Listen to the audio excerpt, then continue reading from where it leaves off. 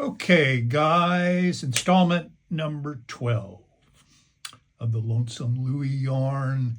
I know it may not seem like it, but we're actually on the far turn, I think. So, the first thing I did when Louie and I got back to San Angelo was insist he leave me at a dive hotel. I got myself a small room with nothing in it but a bed and a sink and laid there for 2 days. No booze and only one takeout meal a day. As I tried to regain my sensibilities, I hadn't realized until I got to Texas. But watching Louis attempt suicide by bus had changed our relationship in a fundamental way. Because where before, as his roommate, I sort of half joked about the suicide sack and all. Now I knew that it wasn't just talk, that it would likely happen again, and he was simply waiting for opportunity and inclination to meet up. So that was fine. What he did with his life was no more my business than what he did with his money. But the shadow of death did ratchet up the stress when you were hanging with him.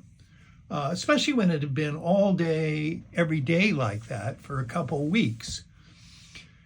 And just when I destimulated a little, he knocked on the hotel door. I remember it was April 2nd, 2 days before my 21st birthday, and he handed me the typewriter and a wad of cash.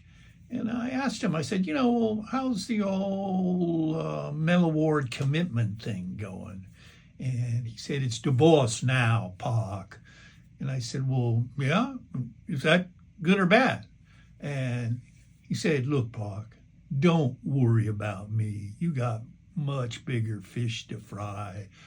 It's your own ass you got to be careful with. My family are big wheels in this town, and they despise your ass. Now, of course, that gave me pause because, it was Texas. And they played by their own rules down there. So that night, instead of hitting some low-life bar, I went to a local pizza parlor, figured how much trouble could I get in a family environment. And the paucity of that decision